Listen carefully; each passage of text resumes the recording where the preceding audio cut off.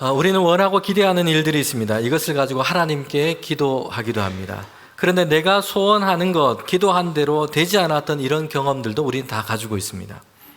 그렇게 되지만 않았으면 좋겠다 라고 생각했는데 오히려 그런 대로 일이 되어버리기도 합니다. 원치 않았던 일, 피하고 싶었던 그 일이 내 삶의 상황 가운데 마주하게 된 것입니다. 그럴 때는 우리에게는 이 왜라는 의문이 듭니다. 왜 이렇게 되어버렸을까? 이런 실망스러운 생각이 들기도 합니다. 그리고 이런 일이 몇 번 반복되면 하나님께서는 나의 기도를 들으시는가?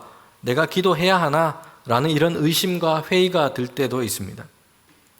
예루살렘 교회와 성도들에게는 스데반의 죽음이 당장에는 이런 일로 다가올 수 있습니다. 지난 주일에 스데반이 순교를 당한 그 말씀을 함께 나눴습니다. 스데반은 성령과 지혜가 아주 충만한 사람이었습니다. 예루살렘 교회가 7명의 집사를 세우는데 그 중에 한 사람이 바로 스데반이었습니다. 교회 성도들은 스데반을 신뢰와 존경했습니다. 교회 안에서 구제하는 일을 맡아서 했고요. 예수 그리스도를 증거하고 기적과 이적을 행하기도 했습니다. 이런 스데반을 통해서 믿는 자들이 많아졌습니다. 스데반은 매우 활력 있고 놀랍게 주의 일을 했던 사람이었습니다. 그러자 반대자들이 이제 스데반을 핍박하고 박해하기 시작했습니다.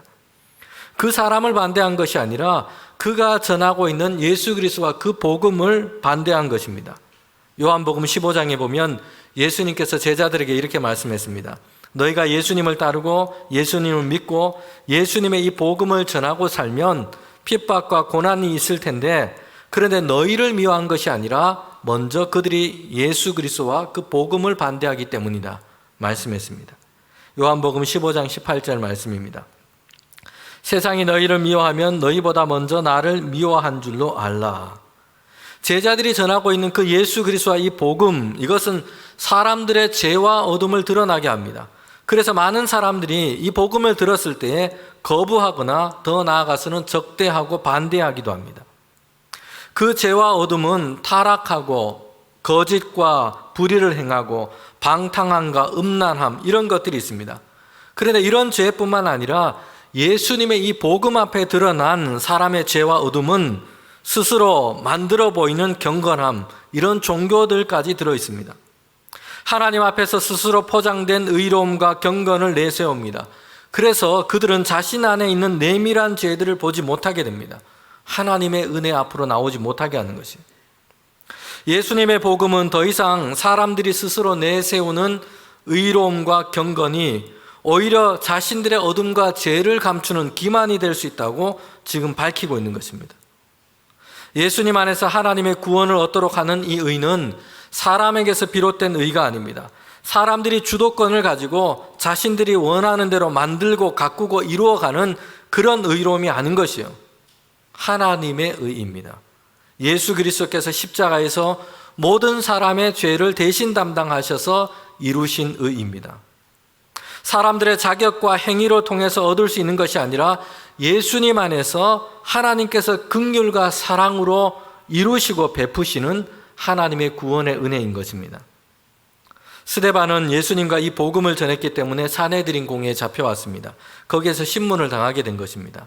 이 소식이 예루살렘 교회와 성도들에게 전해졌습니다. 성도들이 원한 게 뭘까요? 그럴 때 믿음의 형제인 이 스데반이 지금 뜨거운 풀무불과 같은 위태로운 상황에 그렇게 놓였습니다. 반대하고 해야 하는 사람들 사이에 서 있습니다. 이 스데반이 무사히 돌아오기를 성도들은 원하는 것입니다.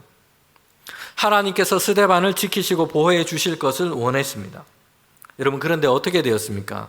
성경을 보면 스데반은 순교당하게 됩니다. 성문 밖에 끌려가서 거기에서 돌에 맞아서 죽고 맙니다. 이 돌에 맞는 것은 유대인들의 율법과 전통에서는 큰 죄를 지은 사람, 부정한 사람들이 지금 처형을 당하는 방식입니다. 사람들은 이 사람의 죄와 부정함이 다른 사람들에게 그리고 그 자신에게 옮겨진다고 생각했습니다. 그래서 이 사람을 성문 밖으로 끌고 갑니다. 그리고 자신들의 손이 닿지 않도록 떨어져서 돌을 던져서 죽이는 것입니다. 유대인들에게는 그래서 돌에 맞는 처형은 가장 수치스럽고 불명예스러운 일이었습니다. 그런데 스데반이 이렇게 지금 처형당하고 순교를 당한 것입니다. 스데반의 죽음은 예루살렘 교회와 성도들은 원하지 않았던 일입니다. 사내들인 공회에 그렇게 붙잡혀갔고 신문을 당하지만 성도들은 스데반이 이번에 무사히 돌아오기를 원했습니다. 이것을 원하고 기도했습니다. 그런데 스데반은 순교당하고 말았습니다. 스데반의 죽음은 성도들에게는 큰 슬픔이었습니다. 동시에 그들에게는 매우 당혹스럽게 하는 일이었습니다. 우리가 성경을 보면 물론 스데반은 자신이 지금 당한 이 일 가운데서 담대하게 예수 그리스도의 복음을 증거하고 설교했습니다. 위협을 당하고 순교를 당하는 그런 상황 가운데서 그의 얼굴은 마치 천사와의 얼굴과 같았습니다. 눈을 들어 하늘을 볼 때에 스데반은 하나님의 영광을 봤어요. 부활하시고 승천하신 그 예수님을 보았습니다. 죽음의 현실을 넘어서는 하나님의 이 영원한 세계를 그는 보았습니다. 그래서 오히려 돌을 던지는 그 사람들을 위해서, 자신을 죽이려는 그 사람들을 위해서 스데반은 기도했습니다. 하나님, 저 사람들의 죄를 용서해 주십시오. 하나님께 그들을 위해서 하나님께 탄원한 것입니다. 스데반은 이렇게 하나님의 영광을 보고 담대하고 놀라운 평강 가운데서 죽음을 맞이했습니다. 그러나 예루살렘 교회와 성도들은 이 스데반의 이 죽음은 한편에서는 슬픈 일이었고, 그리고 한편에서는 매우 당혹스러운 일이었습니다. 스데반은 그들과 함께 믿음 생활을 했던 사람이었어요. 신실한 주님의 일꾼이었습니다. 믿음의 동료였습니다. 그런 그가 예수님을 전하다가 사내들인 공회에 잡혀서 고발당하고 신문을 당하게 됩니다. 여러분, 이렇게 사내들인 공회에 잡혀간 것은 스데반이 처음이 아니었어요. 예수님의 사도였던 베드로와 요한도 얼마 전에 사내들인 공회에 그렇게 잡혀가서 신문당하고 고초를 겪기도 했습니다. 성도들은 이 베드로와 요한을 위해서 기도했습니다. 석방과 무사 귀환을 위해서 간구했습니다. 그런데 그때에 베드로와 요한은 큰 해를 당하지 않고 그들에게, 교회로 성도들에게 되돌아왔습니다. 그러나 이번에도 예루살렘 교회의 성도들은 스데반이 다시 무사하게 돌아올 것을 소원하고 기도했습니다. 그리고 그렇게 될 것을 기대했습니다. 다시 이제 스데반이 돌아와서 함께 주를 섬기며 놀라운 주의 일을 계속해서 행할 것을 기대했습니다. 앞으로도 놀라운 표적을 행하며 복음을 증거하고 이 스데반을 통해서 오히려 교회가 더 든든하게 세워지고 많은 믿는 사람들의 수가 늘어나기를 기대했습니다. 그런데 그들의 기도와는 다르게 스데반은 죽임을 당하게 됩니다. 순교를 당한 겁니다. 그런데 이 스데반의 순교로 문제가 끝난 것이 아니었어요. 예루살렘 교회와 성도들은 이제 스데반의 순교가 있었지만 폭풍이 지나가고 평안해지고 다시 잠잠해지고 그렇게 되지 않았다는 것이에요. 요즘 날씨가 얼마나 변덕스러운지 모릅니다. 변화무쌍합니다. 갑자기 검은 구름이 몰려와서 폭우가 쏟아지기도 하는데요. 또 얼마 지나지 않아서 개이고 해가 나기도 합니다. 푸른 하늘이 보이고 또 매미 소리가 들려오기도 합니다. 하루에 이런 일들이, 이런 변화들이 있기도 합니다. 이처럼 스데반이 순교를 당한 이 박해의 폭풍이 지나가고 이제 예루살렘에는 그 교회와 성도들에게는 평안한 시간, 햇볕이 반짝이고 맑은 하늘이 보이는 이런 시간이 그들에게 열리지 않았어요. 스데반의 순교, 그 다음에 무엇이 있었냐면 더 큰 박해와 핍박이 예루살렘 교회와 성도들에게 닥친 것입니다. 스데반의 순교를 시작해서 이제는 성도들에게 교회를 향한 이런 큰 박해들이 그들 가운데 온 것입니다. 극심한 박해와 핍박이 있었어요. 사도행전 8장 1절 하반절부터 2절에 보면 이렇게 말씀합니다. 그날에 예루살렘에 있는 교회에 큰 박해가 있어서 사도 외에 다 유대와 사마리아와 모든 땅으로 흩어지니라. 경건한 사람들이 스데반을 장사하고 위하여 크게 울더라. 스데반이 이 순교를 당한 이 사건은 성도들에겐 큰 슬픔과 충격이었습니다. 그런데 이 일은 이제 본격적으로 예루살렘 교회와 성도들을 향한 박해가 있을 것을 알리는 사건이 된 것입니다. 스데반이라고 하는 한 개인의 고발과 핍박을 넘어서서, 이 박해당하는 것을 넘어서서 이제는 예루살렘 교회와 성도들 전체를 향한 이 박해가 시작된 것입니다. 예루살렘 안에는 예수 믿는 사람들의 수가 늘어났습니다. 교회가 지금 자리 잡고 세워져 가고 있습니다. 성장을 기대할 만합니다. 그런데 대대적인 박해가 그들 가운데 지금 오게 된 것입니다. 사도행전 8장 3절에 보면 그 박해의 모습이 어떠한지를 설명해 주고 있습니다. 사울이 교회를 잔멸할 새 각 집에 들어가 남녀를 끌어다가 옥에 넘기니라. 특별히 성도들을 박해하는 일에 열심히 있는 한 인물이 등장하고 있습니다. 사울이었어요. 집집마다 돌아다니면서 그리스도인들을 색출해내고 끌어다가 감옥에 넘긴 것이에요. 나중에 이 사울이 예수님을 만나고 회심해서 바울 전도자가 되게 됩니다. 여러분, 이 당시 지금 사울은 사람들과 무리를 이루어서 지금 예수 믿는 사람을 붙잡으려 돌아다닙니다. 그리고 그들을 박해합니다. 그들의 목표가 분명합니다. 3절 앞부분에 보면 교회를 잔멸하는 것이었습니다. 잔멸하다는 것은 존재하지 못하도록 완전히 뿌리를 뽑아서 지금 없애버리는 것을 뜻합니다. 농사하면서 가장 큰 어려움, 가장 큰 싸움 중에 하나는 풀과 잡초와 싸우는 것입니다. 이제 막 날이 뜨겁고 땅의 기운이 좋은 초여름이 되면 농부들은 풀과 지금 싸움을 하고 전쟁을 합니다. 잡초를 정리하기 위해서, 풀을 정리하기 위해서 이제 시작해서 밭 처음에 시작해서 끝을 향해서 이제 정리해 가고 있습니다. 그런데 뒤돌아서 처음 지점을 다시 보면 거기에 마치 잡초가 지금 다시 자라고 있는 것처럼 그렇게 느껴질 정도라고 합니다. 그래서 이렇게 왕성한 잡초를 정리할 때는 어떻게 하냐면 뿌리채 뽑아서 밭 바깥으로 던져서 제거합니다. 땅 위에 자라있는 부분만 이렇게 정리한 것이, 그렇게 한다면 하루 이틀만 지나면 잡초가 다시 무성해집니다. 잔멸하다라는 이 말은 이런 모양을 지금 우리가 떠올리면 됩니다. 뿌리째 뽑아서 멀리 던지고 완전히 제거하는 것이요. 그런데 오늘 이 본문에서 이 잔멸하다라는 것은 박해자들이 교회와 성도들을 향해서 지금 하고 있는 모습입니다. 스데반의 순교로만 끝나지 않았습니다. 반대자들은 이제 예루살렘 교회와 성도들을 향해서 이렇게 박해한 것입니다. 뿌리째 뽑아서 완전히 버리기로 작정한 것이요. 그래서 대대적인 박해를 한 것입니다. 여러분, 그래서 어떻게 되었습니까? 성경에 보면 성도들이 흩어지게 된 것이요. 박해 때문에 핍박을 피해서 이제 이 성도들은 예루살렘을 떠날 수밖에 없었어요.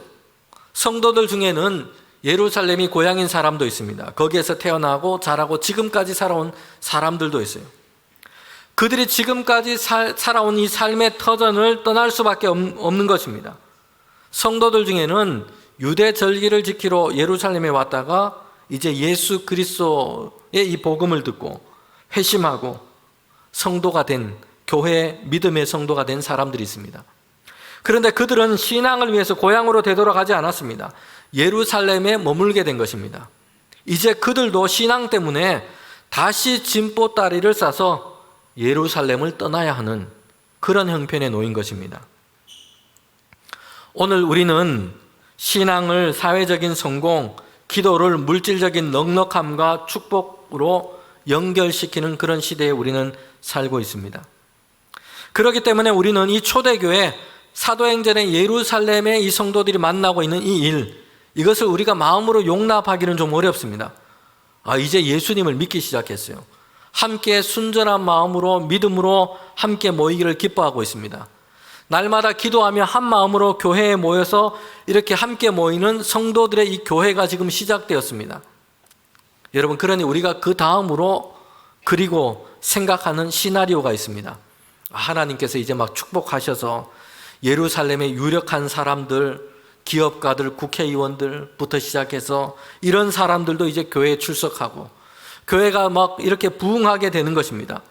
교인들은 하나님의 축복을 받아서 남들보다 장사가 더 잘 되고 승진하고 취업하고 큰 집으로 이사하고, 그래서 덩달아서 교회들도 더 크고 부유해지는 것, 이런 것을 우리는 생각합니다. 그런데 예루살렘 교회와 성도들이 만나고 있는 것은 축복이 아니었어요. 우리의 눈으로 봤을 때는 축복이 아닙니다. 핍박이었습니다. 그 박해가 얼마나 심한지, 얼마나 극심한지 사람들은 예루살렘을 지금 떠날 수밖에 없는 것입니다. 흩어진 것이요. 신앙을 포기하고 예루살렘에 남을 것인지, 아니면 신앙을 위해서 예루살렘을 떠날 것인지, 이런 기로에 그들은 서 있는 것입니다. 그리고 그들 중에 많은 사람들이 박해를 피해서 예루살렘을 떠나게 되었습니다. 여러 지역으로 흩어질 수밖에 없었다는 것이에요. 예루살렘 교회와 성도들에게는 당장에는 받아들이기 어려운 이런 일이 일어나고 있는 것입니다. 이해가 잘 되지 않아요. 축복을 받아서 잘 되기까지는 바라지 않습니다. 그런데 그렇다고 해도 예수님을 이제 믿는다고 생명의 위협을 느끼고 예루살렘과 고향을 떠나야 하는 이런 상황까지 올 줄은 생각하지를 못했습니다. 예루살렘 교회는 이제 함께 모이고 열심히 신앙생활을 시작했습니다. 교회가 든든하게 지금 세워져 가기 시작했어요. 그런데 박해가 핍박이 심해졌습니다. 모이는 것이 힘들어졌어요. 성도들은 흩어지고 말았습니다. 정말 좋지 않은 이런 상황이 그들에게 지금 그렇게 일어난 것입니다. 원하지 않았던 상황, 어려운 상황으로 그들은 내몰린 것입니다. 성도 여러분, 그런데 그 결과가 어떠했습니까? 박해로 인한 성도들은 흩어져서 이제 교회의 역사는 끝장이 나고 말았다라고 성경은 이야기하고 있지 않습니다. 박해 때문에 흩어졌는데 각처에 흩어진 그곳에서 복음이 전파되었다라고 성경은 지금 이야기하고 있습니다. 기대한 대로 되지 않았고 생각대로 되지 않았다고 해도 실패가 아니었어요. 거기에는 생각지 못한 반전이 있었습니다. 흩어졌으나 오히려 그것이 복음 전파의 일이 되었습니다. 성도 여러분, 이것이 하나님께서 이루어 가시는 역사인 것입니다. 예루살렘 교회는 지금 헌신하고 결단한 선교사와 전도자들을 지금 파송하고 있는 것이 아니에요. 반대자들 때문에, 박해와 핍박자들 때문이었습니다. 그래서 이 성도들이 예루살렘을 떠나서 때로는 두려움 때문에 그렇게 각지로 흩어지게 된 것이에요. 여러분, 그러면 사람들의 이치와 생각으로는 안 좋은 결말을 떠올리게 됩니다. 흔히 속담처럼 우리는 얘기합니다. 뭉치면 살고 흩어지면 어떻게 됩니까? 흩어지면 죽는다, 이렇게 얘기해요. 그러니 흩어졌으니 이제 교회와 복음 전도의 역사도 이제는 실패하고 위축되고 말 것이다 생각하게 됩니다. 그리고 반대하고 박해하는 사람들은 우리가 이제는 승리했다, 이겼다, 교회가 무너지고 잔멸하게 되었다고 생각합니다. 예루살렘에는 예수 믿는 사람들이 이제는 잘 보이지 않게 되었어요. 흩어져 버렸습니다. 자신들의 계획대로 되고 목표한 것을 이루었다고 생각하게 됩니다. 여러분, 그런데 그 결과가 어떠했습니까? 흩어졌어요. 뿔뿔이 나누어졌습니다. 그런데 성도들이 성령의 충만함을 받아서 오히려 거기에서 예수 그리스도의 이 복음을 전파하기 시작한 것입니다. 예루살렘 안에만 머물러 있던 교회가 이제는 사방에서, 각처에서 그렇게 세워지게 된 것입니다. 예수님의 이름과 그 복음이 사방에서 전파되게 된 것입니다. 이것이 하나님께서 이끄시고 이루어 가시는 큰 그림인 것입니다. 바둑을 잘 두는 사람들은 그렇지 못한 사람에 비해서 이미 몇 수 앞을 봅니다. 그렇게 몇 수 앞을 더 볼 수 있는 것이 실력이고 수준입니다. 그런데 우리에게 일어난 삶의 상황, 세상의 역사에 대해서 우리의 시야는 좁습니다. 시력은 멀리까지 잘 보지 못합니다. 당장 몇 수 앞을 보기가 어렵습니다. 그래서 지금 처한 상황과 형편 때문에 실망하고 낙심할 때가 많습니다. 그러나 사도행전에 일어난 이 일은 하나님께서는 사람들이 이해하거나 생각하는 것보다 훨씬 더 큰 그림을 그리시고 계시다는 것을 보여줍니다. 그리고 그 계획하신 것을 이루어 가십니다. 핍박과 흩어짐이 당장에는 큰 손해와 어려움으로만 보입니다. 그러나 하나님은 이 일을 통해서 복음이 각처에 전파되는 이런 일을 행하고 계신 겁니다. 우리는 우리가 지금 처해 있는 형편과 상황이 이해되지 않을 때가 있어요. 그러나 하나님은 더 큰 그림과 계획을 가지고 계십니다. 하나님의 선한 일을 이루어 가신다는 것입니다. 여러분, 이것을 우리가 믿음으로 그렇게 받기를 원합니다. 예루살렘에는 박해가 있었습니다. 흩어짐으로 그러나 복음 전파가 이루어지고 있어요. 여기에서 우리가 볼 수 있는 것이 있습니다. 하나님께서 그리시는 더 큰 그림이 한 가지 있습니다. 그것은 하나의 개의 교회를 넘어서 하나님의 나라를 확장하고 계시다는 것이에요.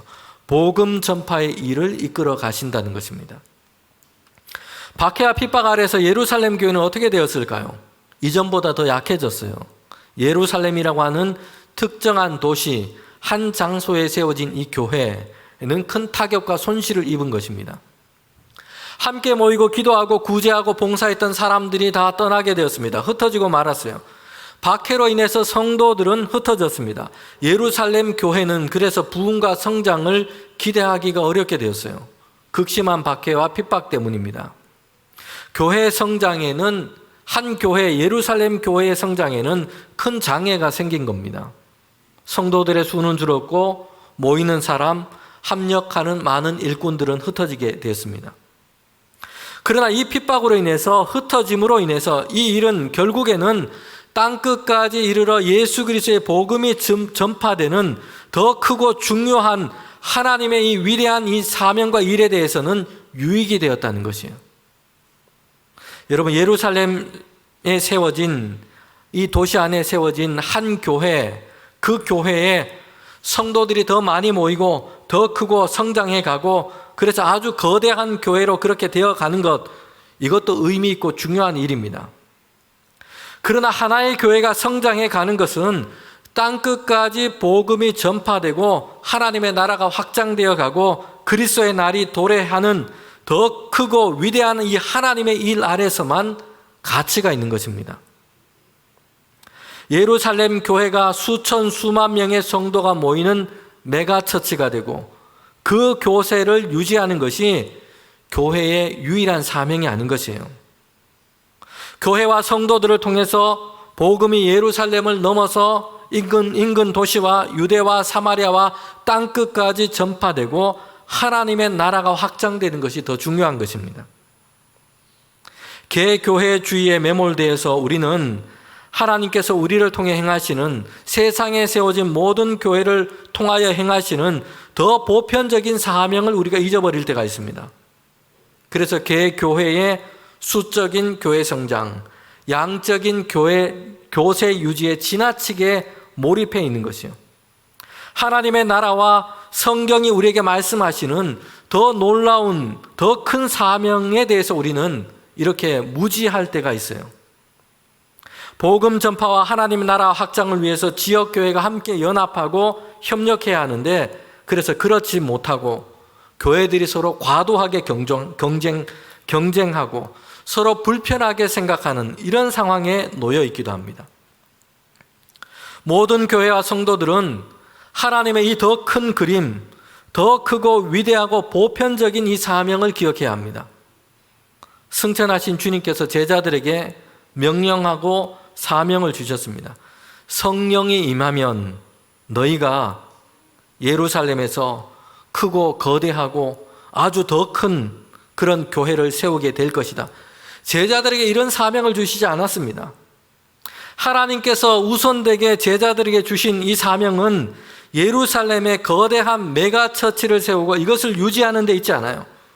각 성과 온 땅과 이 복음이 유대와 사마리아와 땅끝까지 이르러 증거되는 것입니다. 예수 그리스도 안에서 이루신 하나님의 이 구원의 놀라운 사건이 땅끝까지 선포되는 것이에요. 사람들이 죄와 죽음과 사망으로부터 이제는 예수님 안에서 자유함을 얻고 하나님의 이 구원하심의 은혜를 얻는 것입니다. 땅끝까지 이 복음이 증거되는 것입니다. 세 번째로 이 사건 가운데 우리가 보게 되는 하나님의 큰 그림은 최악의 것을 통해서도 최선의 것으로 하나님은 사용하신다는 것입니다. 박해와 핍박은 예수 그리스도를 반대하는 사람들을 통해서 지금 일어나고 있습니다. 반대자들의 그들의 생각과 그들의 마음속에 역사하는 악한 권세는 이 복음이 땅끝까지 증거되는 것을 지금 막고 있는 것이에요. 성도들의 생명과 안전을 위협하고 흔들어 놓습니다. 극심한 박해로 성도들은 어쩔 수 없이 예루살렘을 그렇게 떠나 사방으로 흩어지게 만드는 것입니다. 흩어진 대부분의 성도들은 목적지가 정해져 있지 않았습니다. 극심한 박해 때문에 그렇게 그들은 피해서 떠나게 된 것입니다. 반대자들은 이런 대대적인 박해를 자행함으로 성도들이 뿔뿔이 흩어지는 것, 이것을 그들은 지금 목적을 하고 도모하고 있습니다. 그런데 성도들의 흩어짐은 오히려 예루살렘을 넘어서 유대와 사마리아와 온 땅으로 복음이 전파되는 이런 복음 전파의 역사가 된 것입니다. 승천하시면서 예수님께서 제자들에게 주신 명령과 말씀이 있습니다. 사도행전의 주제 성경 말씀이라고도 할 수 있습니다. 사도행전 1장 8절 말씀입니다. 오직 성령이 너희에게 임하시면 너희가 권능을 받고 예루살렘과 온 유대와 사마리아와 땅끝까지 이르러 내 증인이 되리라 하시니라. 지금 이 말씀이 이루어지고 있는 것입니다. 박해와 흩어짐, 최악처럼 보이지만 하나님은 최선의 것으로 지금 사용하시는 것이에요. 하나님은 그 뜻하심 안에서 그렇게 사용하십니다. 그리고 하나님의 계획하신 그 일을 이루어 가시는 것입니다. 창세기 26장에 보면 이삭의 이야기가 나오고 있습니다. 하나님께서 이삭을 축복하셨는데 소떼와 양떼가 많아졌습니다. 이삭이 거느리는 종들이 많아졌어요. 여기까지 좋았는데 이 일 때문에 이삭은 주변에 있는 민족들, 족속들에게 시기와 질투의 대상이 됩니다. 그래서 이삭이 팠던 이 우물을 주변에 있던 블레셋 이 족속들은 자기 것이라고 다툼을 걸어옵니다. 할 수 없이 이삭은 이 우물을 그들에게 넘겨주고 떠나게 돼요. 다른 곳에서 아버지 이 아브라함이 팠던 그 우물을 다시 팝니다. 거기에서 물의 근원을 또 얻게 됩니다. 그러자 이번에는 또 다른 사람들이 와서 시비를 겁니다. 그랄 목자들이 와서 여기는 내 땅이고 이 우물은 내 것이라고 다시 또 다툼을 걸어옵니다. 여러분, 이삭은 이렇게 거듭해서 그에게 이런 어려움이 있었던 것이요. 시기와 난폭한 다툼을 마주하게 되었습니다. 시련과 어려움의 연속이었어요. 그래서 이삭은 살만하면 우물을 얻었는데 다시 그 우물을 그들에게 넘겨주고 시비와 다툼 때문에 거기를 떠나게 된 것입니다. 이삭이 이런 일 때문에 우물의 이름을 지었는데 첫 번째 그 이름의 뜻은 다툼이라는 뜻이고요. 두 번째 우물의 뜻은 대적함이라는 뜻이었습니다. 이삭이 지금 가지고 있는 마음의 어떤 어려움, 그의 탄식이 지금 들어있습니다. 옮겨가는 곳마다 다툼이 일어나고 대적들이 일어나서 그의 삶에, 그의 인생이 지금 어렵다는 것이에요. 이삭의 이런 탄식이 들어있는 것입니다. 시기와 다툼과 대적으로 인해서 이삭은 거듭해서 어려움을 당했습니다. 시기와 다툼과 대적이 그를 따라다녔습니다. 하나님께서 왜 내게 이런 시련과 어려움을 주십니까? 라는 이런 그의 마음속에 불평함과 탄식이 있습니다. 그런데 이삭은 이제 네 번째로 가서 다시 이주한 그곳에서 우물을 팠는데 하나님께서는 그곳에 또 이삭에게 물의 근원, 그 우물을 열어주었습니다. 그때 이삭은 이제 거기에서 대적들, 다툼의 시비가 이삭의 인생 가운데는 없어지게 됩니다. 이삭은 그 우물의 이름을 르호봇이라 했습니다. 장소가 넓음, 장소가 넓어졌다라는 뜻입니다. 이삭은 계속해서 시비와 다툼으로 우물을 내어주며 떠나고 또 떠났습니다. 이런 일이 반복되었어요. 그러나 그 마지막에는 이 일을 통해서 하나님께서 이삭의 그의 삶 가운데 행하신 일을 그는 보고 깨닫게 된 것입니다. 하나님께서 이삭의 지경, 그의 영역을 넓히신 것이에요. 목축할 수 있는 그런 영토만 넓어진 것이 아니었습니다. 이 모든 일을 통해서 하나님은 이삭의 믿음의 눈을 넓혀준 것입니다. 하나님의 섭리와 일하심 아래서 그의 상황, 그의 삶의 상황을 볼 수 있는 믿음의 시야를 넓혀주신 것입니다. 다툼과 이 시비를 피해서 떠나야 했던 이 일, 자신의 것을 내어주고 떠나야 했던 이 일, 어렵고 힘든 일입니다. 이런 일, 미움과 시기로 가득했던 사람들에 의해서 이삭은 부당하게 이런 일들이 그의 가운데 일어났습니다. 이것이 그를 어렵게 했어요. 그러나 하나님은 이 모든 일을 통해서 오히려 이삭의 지경을 넓히신 것입니다. 선한 일의 통로로 하나님은 사용하신 것입니다. 성도 여러분, 오늘 우리에게도 하나님의 이런 일하심이 우리에게 열려 있습니다. 때로는 어려움, 때로는 재난, 때로는 시련, 때로는 이해할 수 없는 어떤 일, 이런 것이 우리에게 있을 때에 우리의 마음이 불편해지기도 합니다. 그러나 이 모든 일에도 결국에는 우리에게 긍휼을 베푸시는 하나님께서 하나님의 선한 일을 드러내시는 통로가 될 줄 믿습니다. 그래도 내 눈에는 당장에는 최악의 것으로 보일지 모르지만 하나님은 그것으로 최선의 것을 만들어 가실 줄 믿습니다. 오늘 마지막에 우리가 함께 이 본문을 통해서 우리가 보게 되는 하나님의 큰 그림이 있습니다. 그것은 큰 슬픔이 큰 기쁨으로 하나님은 변화시키셨다는 것이에요. 핍박으로 인해서 흩어진 이 한 사람, 이 모습이 오늘 8장 5절 그 뒷부분에 나오게 됩니다. 그는 빌립이라는 사람이에요. 핍박으로 인해서 예루살렘에서 이제 흩어지게 되었습니다. 그는 스데반처럼 예루살렘 교회가 세운 7 집사 중에 한 사람이었습니다. 박해를 피해서 그는 흩어져서 어디로 갔냐 하면 사마리아 성으로 내려가게 됩니다. 사마리아 성은 유대인들이 가기를 기피하는 지역입니다. 아수르라고 하는 이 제국에 의해서 이스라엘이 멸망을 당했습니다. 그 뒤로 이 사마리아는 제국들에 의해서 혼혈 정책이 펼쳐졌던 그런 중심 지역이었습니다. 다른 민족들을 이 사마리아 땅에 와서 살도록 이주를 시킨 것이에요. 그러다 보니 이 사마리아 땅 가운데는 피와 이 혈통이 섞여지는 이 혼혈이 그 땅 가운데 일어나게 된 것입니다. 여러분, 유대인들이 얼마나 자신들의 이 유대 혈통, 이 순수성을 얼마나 자랑하고 주장합니까? 하나님의 선택하심, 하나님의 구원이 그들의 어떤 혈통에 의해서 보존된다고 생각할 정도였습니다. 여러분, 그러기에 유대인들에게 이 사마리아 땅은 정말 부정한 땅, 저주받은 땅, 버림받은 땅인 것입니다. 유대인들은 그래서 사마리아 사람들을 유대인이라고 부르지 않았습니다. 마치 다른 인종인 것처럼 사마리아 사람들이라고 불렀어요.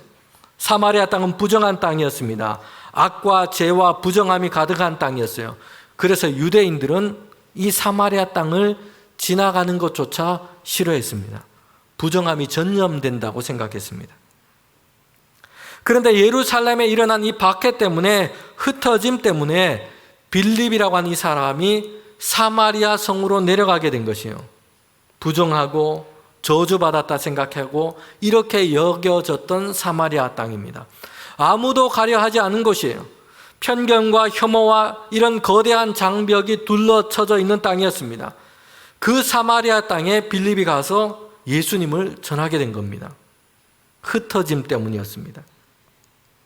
거기에서 예수 그리스도의 이름으로 표적을 행했습니다. 더러운 귀신이 나가고 중풍병자, 못 걷는 사람들이 나음을 받았습니다. 사마리아 땅에 예수 그리스도의 그 복음, 그 생명의 능력으로 그 성이 기쁨으로 가득한 성이 된 것입니다. 흩어짐을 통해서 하나님께서 행하신 일입니다.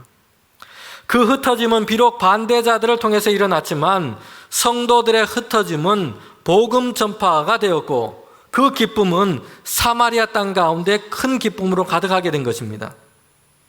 흩어지다라는 뜻은 헬라어로 씨앗이라는 뜻을 가지고 있습니다. 박해는 성도들을 흩었지만 성도들은 흩어져서 사라져버린 것이 아니에요. 성도들은 예수 그리스도의 복음의 씨앗이 된 것입니다. 흩어져서 온 땅 가운데 복음의 씨앗으로 그곳 가운데 심겨진 것입니다. 그래서 어둠과 저주와 그늘이 덮은 그 땅을 복음의 생명의 능력으로 변화시키고 있는 것입니다. 편견과 배척과 정죄로 상처받은 땅, 사마리아 땅 같은 그곳 가운데도 이제는 그 기쁨의 봄이 오도록 한 것입니다. 성도 여러분, 우리는 여전히 이제는 믿음 안에서 변함없이 예수님 안에서 믿음 안에 우리가 살아가는 것이 중요합니다. 때로는 우리의 기대대로 되지 않고 때로는 우리의 기도대로 되지 않을 때도 있습니다. 삶의 상황과 형편이 이해할 수 없는 이런 어려움에 처해 있기도 합니다. 그러나 하나님은 우리의 생각보다 더 크고 아름다운 그림을 그리고 계십니다. 이제 우리는 주일을 지나서 또 가정과 직장과 삶의 터전으로 우리는 흩어지게 됩니다. 성도는 예수님의 부르심을 따라서 함께 모이고 그리고 동시에 우리는 세상 가운데서 예수님의 보냄을 받은 사람입니다. 보내심을 따라서 우리는 세상 가운데서 살아갑니다. 시련, 편견, 혐오, 억눌림, 죄악, 수많은 이유로 우리가 살아가는 이 보냄을 받은 세상에는 그늘과 어둠이 있습니다. 우리는 이런 세상을 향해서 뿌려진 씨앗과도 같습니다. 흩어진 그곳에서 우리가 품은 예수 그리스도의 이 생명의 복음이 전파되고 우리를 통하여 한 사람 한 사람이 자유함을 얻고 하나님의 이 구원하심의 은혜를 얻고 온전케 되는 믿음의 역사가 있기를 원합니다. 하나님의 은혜와 기쁨이 우리를 통해서 우리가 보내진 그곳 가운데 생명의 씨앗으로 증거되기를 축복합니다. 함께 기도드리겠습니다.